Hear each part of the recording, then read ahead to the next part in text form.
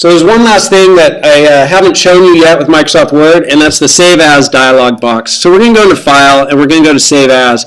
And the important thing here is when I got done creating my documents, I would not want to submit these documents as a Word document, right? I'd want to submit them as a PDF. And the way I turn my Word document into a PDF is I go File, I go Save As, and then I come in here and I choose PDF right there. And a PDF is a document which has standard sort of presentation no matter who's looking at it.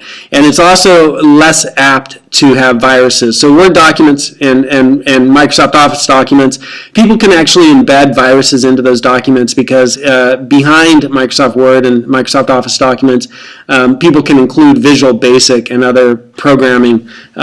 So a PDF is something that's going to ensure that your documents open consistently across different devices by different people. So if I save this as a PDF, I'm saving it as 77 Todd McLeod PDF. That's all I need to do, and I click Save, and then it saves my document as a PDF, and I'm going to save, I guess we don't need this one anymore, and I'll just go ahead and save that as 76, and then here's my PDF. So I'm sure you've been experienced with PDFs, but I've now saved my Word document as a PDF.